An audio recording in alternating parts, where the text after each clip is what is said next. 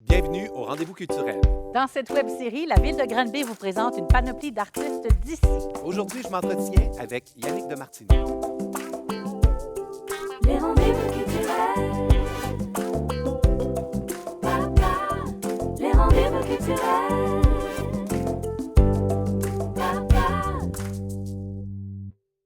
Yannick de Martineau, humoriste. Salut. Yannick, salut. Tu es natif de Saint-Hyacinthe, mais ici à Granby, tu as vécu dans ton enfance une partie, mais c'est surtout à l'âge de l'adolescence jusqu'à tes 22 ans où ça a été tu as été plus présent à Granby. Je sais que tu as fait des belles rencontres d'impro dans ce temps-là. En quoi l'impro a été importante pour toi dans ton parcours? Avant l'improvisation, en fait, je croyais même pas jamais de ma vie mettre les pieds sur scène, là. OK. Je suis quelqu'un quand même d'assez timide en général, autant dans la vie que pas dans la vie. Dans la vie, il n'y a pas d'autre option. Il n'y a pas d'autre moment. J'allais ajouter mais ouais. Mais ouais, c'est ça. Fait que ça a été comme un heureux, ça a été un hasard en fait. Puis ça a été heureux parce que je me suis comme senti bien. Mhm. Ça a été vraiment une révélation pour moi. Puis ensuite de ça, j'ai commencé à faire du stand-up.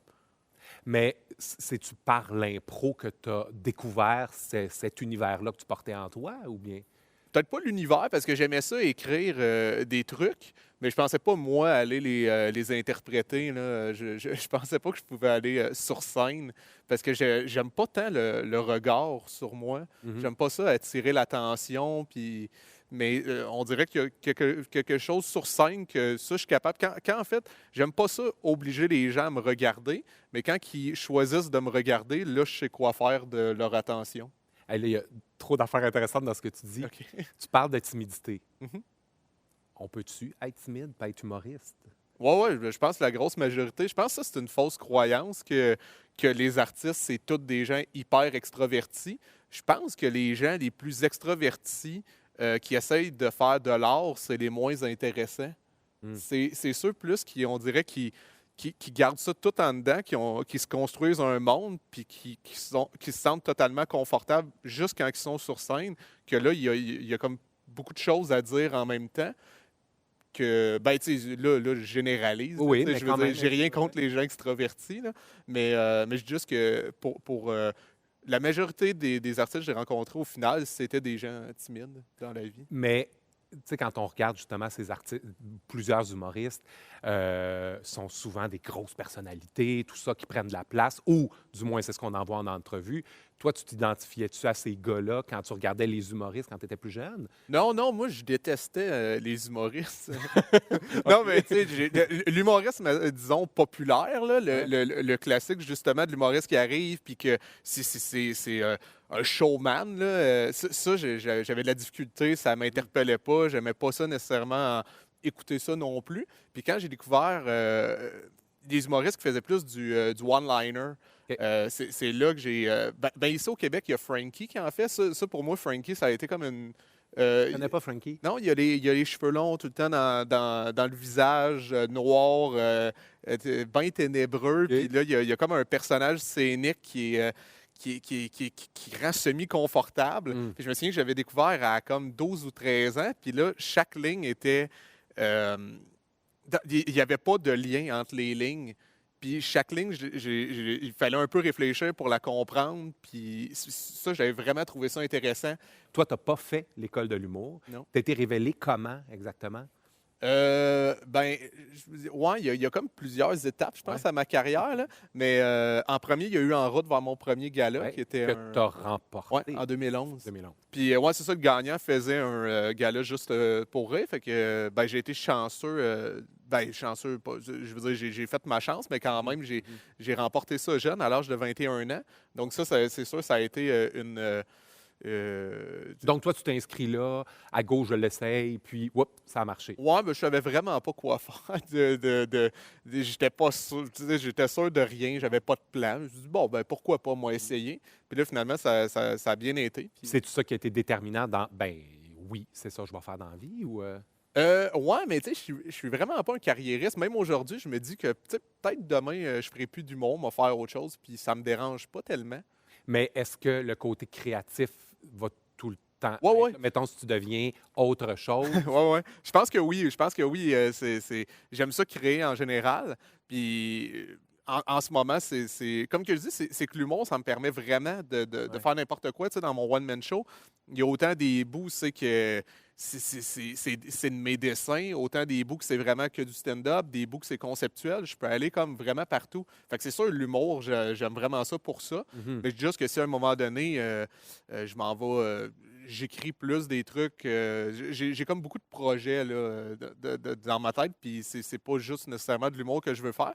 Mais sûr qu'au moment que j'ai été révélé qu'en route, ben, je me suis dit, ah ben c'est cool, tu sais, j'ai envie de faire ça. Puis là, j'avais une chance, puis les gens étaient curieux de voir plus de ce que j'allais proposer. Mhm. Fait que, Puis comment, OK, la grande question, comment tu définirais ton humour? Parce que tu as un humour particulier qui est un petit peu champ gauche des fois, qui demande effectivement, comme tu Ouais, disais ouais. tantôt, une réflexion. Puis des fois, ça prend 3 secondes, puis là, on rit, que je trouve super intéressant. Comment tu le définirais, cet humour-là? Ben, je sais que Ah, c'est toujours tough là, à définir, mais... Ben, je dirais, tu sais, c'est assez organique, là.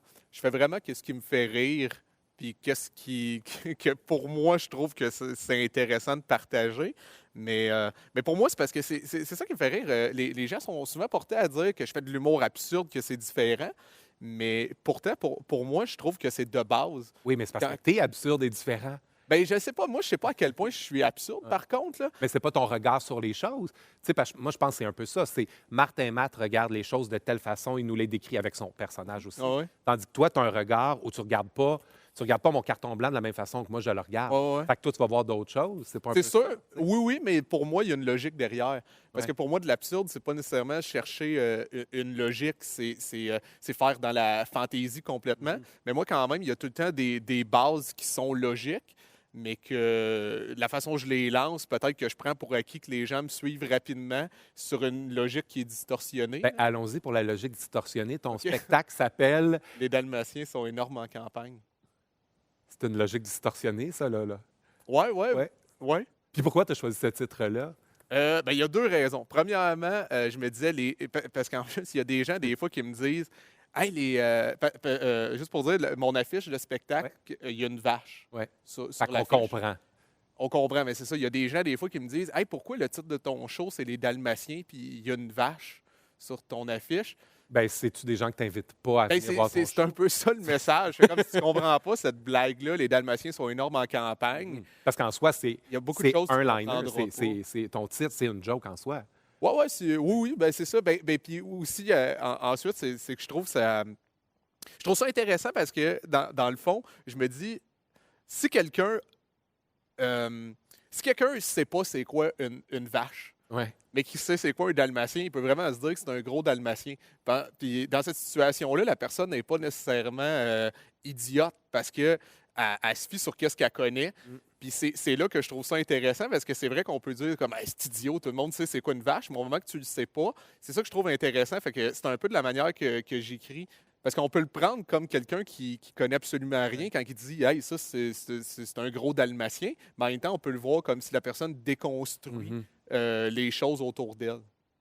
Très intéressant. Mhm. Les gens te connaissent peut-être, même certaines personnes te connaissent davantage comme comédien parce que tu joues dans Like Moi, alors que à la base, tu es un humoriste qui s'est retrouvé à aller jouer. Ouais. C'est quoi de prendre les mots de Marc Brunet, l'auteur de Like Moi, qui sont compliqués en tabarnouche, ces textes-là, pour les avoir vus, c'est tough, tough, tough. Ah ouais. C'est quoi le passage de l'humoriste qui devient acteur? Comment ça s'est fait pour toi? Ben, j'ai pas la prétention de dire que je suis devenu un acteur parce que ça reste du sketch ce que j'ai joué jusqu'à présent. Ben, c'est sûr que, par exemple, c'est une belle fleur puis une super belle opportunité. Là. Il y en a beaucoup qui m'ont découvert à travers Like Ouais. Moi. Puis je pense que c'est un projet quand même qui me... c'est un humour qui me ressemblait beaucoup Ouais. parce que moi, j'avais fait l'audition à la base pour Like Moi. OK. Mais dans le fond de l'audition, j'avais été retenu. Au début, c'était un genre de secret, là, mais on était 5 à la base. Il y a un autre gars aussi qui était. On était 5 garçons qui avaient été sélectionnés, mais finalement, coupure budgétaire il y a eu. Il y a eu Ouais, il y a eu. Ouais, c'est bon, merci. Il y a eu des coupures budgétaires, puis finalement, moi et un autre comédien, on n'a pas fait partie à la base de l'émission. Puis finalement, Marc m'a rappelé 2 ans plus Mhm. tard. Il avait vu beaucoup de mes sketchs. Puis il avait fait, je pense que c'était Adib qui ne pouvait pas être là, un sketch. OK. Puis là, T'as demandé de remplacer. ouais, c'est ça. Puis finalement, j'ai fait le sketch, puis il a apprécié. Puis finalement, je me suis retrouvé à jouer dans de plus en plus de sketchs dans saison 3. Saison 4, j'étais rendu là. Ben, J'étais là sur l'affiche. Puis saison 5, donc c'est cool. Là. Mais ouais, il y en a beaucoup qui m'ont découvert à travers avec moi. Ouais. Puis oui, les textes sont quand même coriaces. Mais non, j'ai eu une facilité quand même à. Mais je me suis rendu compte que j'avais vraiment une bonne mémoire. OK. Pour de vrai, là, parce que moi, je savais pas, tu dis que tu sais, à la base, j'étais juste humoriste. J'ai pas dit juste, non, ben- mais tu étais humoriste. C'était pas que j'avais pris mal, c'était juste pour dire que, dans le fond, je savais même pas, moi. Je savais tellement pas comment t'arrivais sur un plateau puis t'allais jouer. Je savais pas comment ça fonctionnait. Puis j'avais pas appris les textes. Moi, premier sketch, j'avais aucune idée. Puis comme tu dis, T'es arrivé au studio. je savais pas, ouais, j'étais arrivé, je connaissais pas le texte. Il me l'avait envoyé, puis là, j'en ai pris connaissance vite. J'avais fait comme, OK, c'est une affaire de. Le personnage, il est comme raciste, mais il s'en rend pas compte. Tu sais. Puis j'avais fait, OK, parfait. Je sais à peu près où je m'en vais avec ça. Moi, j'étais habitué de lire un canevas puis improviser. Mais la réaction sur le plateau, ils ont Ben, fait je ne une l'ai coche. pas dit, mais c'est ça. J'ai parlé, quand je suis arrivé, je parlais avec Florence Lompré puis Phil Audrey. Puis là, en parlant, je fais juste dire à un moment donné, vous autres, vous connaissez à quel point le texte. Puis là, tu sais, les deux, ils rient. Je fais, À quel ah, point- vous le connaissez comme 100 ben oui, c'est normal. Fait que là, j'ai été comme. Je me suis caché. Dans les puis- toilettes. puis- Ouais, je pense. Puis en 15 minutes, finalement, je l'ai appris au complet. OK. Et je l'ai avoué à Marc comme 2 ans plus tard que je n'avais pas appris le texte. Puis il a dit, ben mon Dieu, ça paraissait pas du tout. Parce que. Mais c'est au mot près. Ben, là, c'est ça, c'est au Marc. mot près. Puis c'est un- Mettons, tu dis itinérant à la place de sans-abri. il va te reprendre. Ouais. Parce que c'est pas ça qu'il voulait dire. Oh. Ouais, Puis puis c'est correct parce qu'il choisit vraiment ses mots. Puis c'est parfait comme ça. Mais ouais, au début. tes aspirations, vers quoi tu t'en vas? C'est quoi tes grands souhaits dans le futur? Tu me disais que tu n'étais pas carriériste, mais est-ce que malgré tout, là-dedans, il y a des souhaits? Peut-être écrire pour un dessin animé. J'aimerais ça un OK. jour avoir un dessin animé. Est-ce que tu ferais aussi les dessins? Parce que tantôt, tu t'évoquais le fait que tu avais des dessins dans Ouais. ton spectacle. J'aimerais ça, mais par contre, mes dessins sont très conceptuels. J'ai pas tant que ça un bon coup de crayon. Là.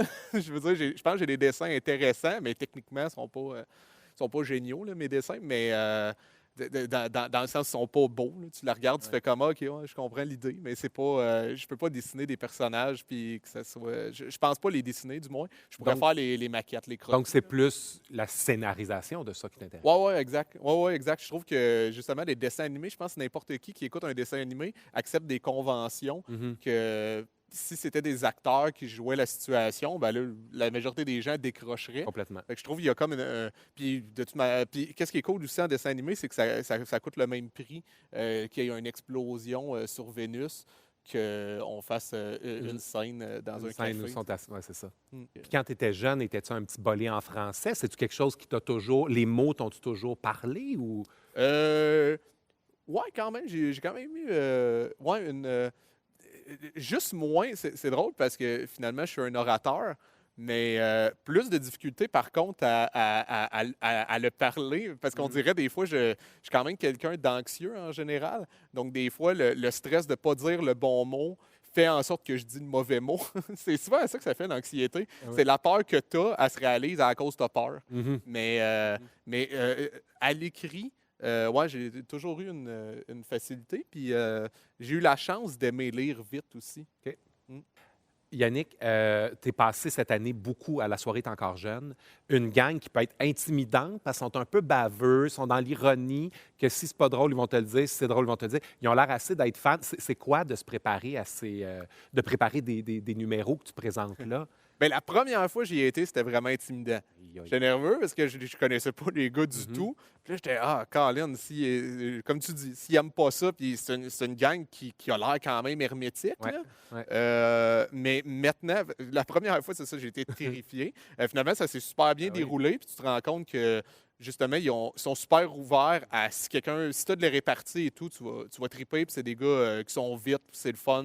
Ils sont vraiment pas déstabilisés jamais. Fait que c'est parfait pour n'importe qui est à l'aise de sortir de son texte, d'improviser. Là. Ouais. Puis là, maintenant, c'est vraiment une belle liberté. C'est pas le même public qu'ailleurs. C'est un public qui a juste là. Fait que c'est vraiment agréable. Je me suis permis vraiment des trucs que je me permettais pas ailleurs. Ben moi, je t'ai entendu raconter une histoire de dinosaure au Ah ouais? téléphone pendant la pandémie avec ton gars. Puis c'était à la fois, tu fais, mais où qu'il s'en va? Finalement, tu fais, ben il s'en va quelque part. Tu sais. Ah ouais. Puis ils ont bien adhéré, ça a bien fonctionné. Ah ouais, vraiment. C'est ça, je suis devenu un régulier après la première fois que j'y ai été parce que justement, ça a bien fonctionné. Je veux dire, la chimie et tout, là, je ne suis pas en train de me vanter. Là. Non, ben, Mais c'était super agréable. Puis par la suite, c'est ça, comme je le dis, j'ai comme récupéré des fois des idées que sur scène, ça ne fonctionnait pas parce que peut-être que c'était. Je ne sais pas pour quelle raison, mais en fait, le format radiophonique, puis ce contexte-là de gens qui peuvent interagir avec toi me permettait d'aller dans des zones que je ne pouvais pas aller. Et tu parles de radio. Il y a un podcast à Radio-Canada Ouais. qui s'appelle Tous les pirates ont un handicap, Ouais. qu'on peut aller écouter donc Ouais. sur l'application audio de Radio-Canada. Oui, exactement. Ben, dans le fond, c'est Ça des. parle de quoi un peu rapidement? De beaucoup de choses. En fait, je lis justement de mes cahiers. OK. Fait que justement, j'en parle de mon de ma méthode de travail, de passer d'un cahier à un autre. Puis là, je présente chacun de mes cahiers. Là.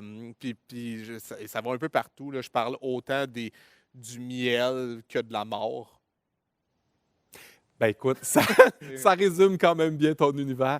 Yannick Demartino, merci beaucoup. Ben merci à toi. Merci. On m'a demandé de faire une performance, mais moi, pas de public, je ne suis pas tant confortable, mais je vais vous faire écouter un extrait là, d'un de mes spectacles. Pour vous donner une idée. Là. Il y a des mots, maintenant, j'ai de la misère, des mots, des fois qu'on utilise, que j'ai l'impression qu'ils sont trop puissants pour l'événement qui est en train de se passer. Tu sais, comme quand tu te présentes à quelqu'un et la personne dit enchanté. L'autre, c'est Jean-François, Yannick, il dit enchanté, il débosse. Enchanté. Ben, en même temps, il n'y a rien qui m'enchante, là. Ben, à part les soirs de scotch. Fait que c'est ça, là. Les rendez-vous culturels. Papa, les rendez-vous culturels.